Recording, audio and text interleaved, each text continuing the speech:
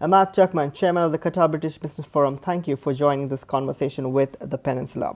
We are drawing closer to a 31-year anniversary of the Qatar British Business Forum here in Doha.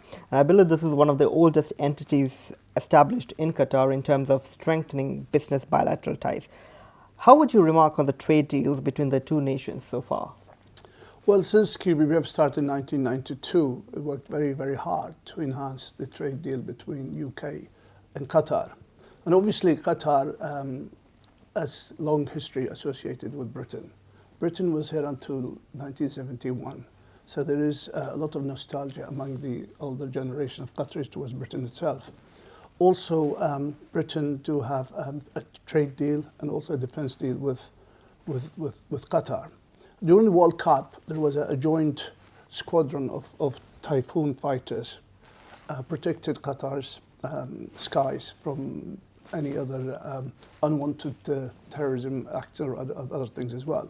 So in terms of trade, it goes back a long time and it's progressing, and there are more to come, literally, because obviously Qatar Investment Authority is very keen to enhance their investment in UK. They already have major intakes and major investment in UK, but trust me, this is just the beginning.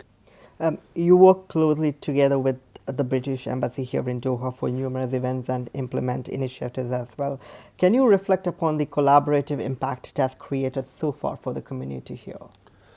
Of course, we are an independent group. We are not part of the embassy, but we are very much associated with the embassy. All our activities is planned around the embassy's activities. We support them with their trade missions coming over here.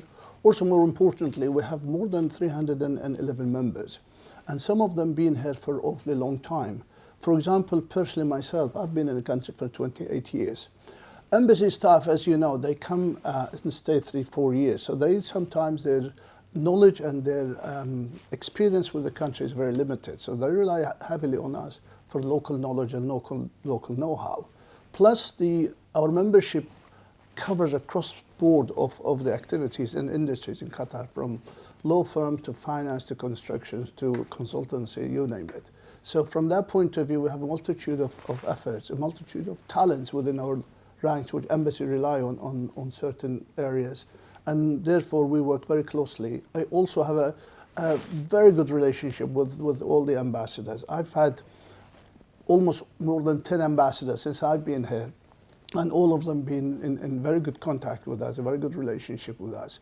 I have a meeting with the ambassador at least once or twice a month just to exchange ideas how we could work together in tandem. So overall, I think we have a fantastic relationship with the embassy, and that helps the British businesses coming to Qatar in terms of advice, in terms of experience, in terms of local knowledge we have. Let's talk investments now. London remains to be one of the most favorite destinations for Qatari investors, not just for investments, but also tourism. There are, however, other industries in which Qatar probably hasn't invested yet. What sectors do you think they are, and how can they benefit Qataris? Interesting. I had a meeting with the ambassador only the other day, and the two areas really Qatari investors are keen on now outside London, because London is very much saturated now, if you note. I mean, all the other nations are concentrating on London. The two up-and-coming areas, from my knowledge anyway, is Manchester and Birmingham. And a lot of investment are planned from Qatari point of view into those two cities. Birmingham, the second largest city in the UK after London, and Manchester, the third one. So there are a lot of movement from big organisations to move from central London into the suburbs of London, or even into Manchester and Birmingham, because living conditions and real estate in London become so expensive. So it makes a lot of sense for those big organisations. For example, BBC moved to Manchester, for example, and few other big organisations thinking of that.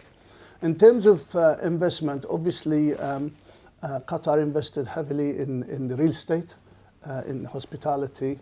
I think there are a lot of ideas now in going into clean energy sources in the UK, and plus in the financial services as well. So it's not going to be real estate, will be some other sectors as well, which definitely Qatar Investment Authority looking carefully. But don't forget, Qatar individual, Qatari families as well investing in UK, not just the government of Qatar. The all big organizations in Qatar, they have a big interest in UK. Lots of high net worth Qataris have properties in UK, so they go and spend a lot of time in UK. Obviously, they want to enhance their investment there. So we're very optimistic about what to come next. With over 3 decades in the country, QBBF currently has over 300 members. That's an impressive record, and you've been the chairman for nearly 12 years now. Do you foresee the number of members growing in the years ahead? Yes, I could think so, yes. Funnily enough, we have an election coming up in next month, actually, at the end of this month. And I'm glad to say that nobody put their name forward to oppose me, so I suppose I'm going to be a chair for the next 3 years. We have a new policy, actually, or not the policy so much, new idea about approaching the Qatari business community more than in the past, literally. So we're going to have about 6 honorary members who are going to be dedicated to Qatari business people in the country. So in terms of membership, yes, we have 2 full-time ladies working with us. We have a committee of 9 people, and one of their briefs is going to be to approach what I call a high caliber and effective British businessman in the country. Also, not just a British businessman, any businessman who has association with the UK, who want to promote UK products in the country or want to do investment in the UK, will be most welcome to join us. And of course, to encourage even more members, what are some of the key activities or initiatives the organization will be carrying out in the coming months?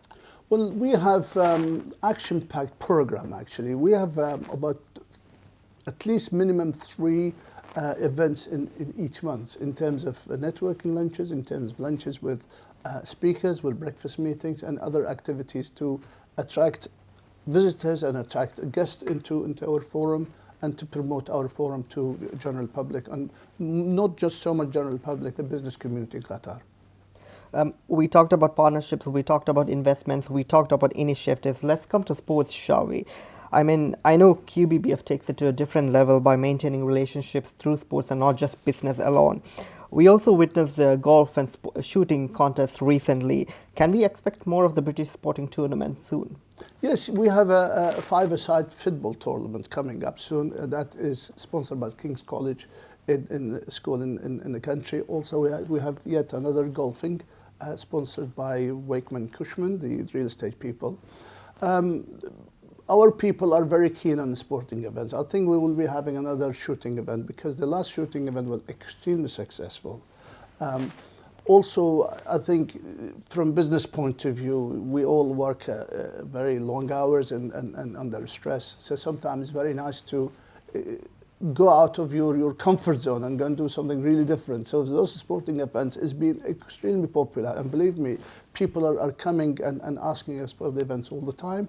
And also, more importantly, we're never short of sponsors for this sports event. So yes, we have about 3-4 lined up in the next few months. Emad Turkman, Chairman of the Qatar British Business Forum, thank you for your time with the Peninsula.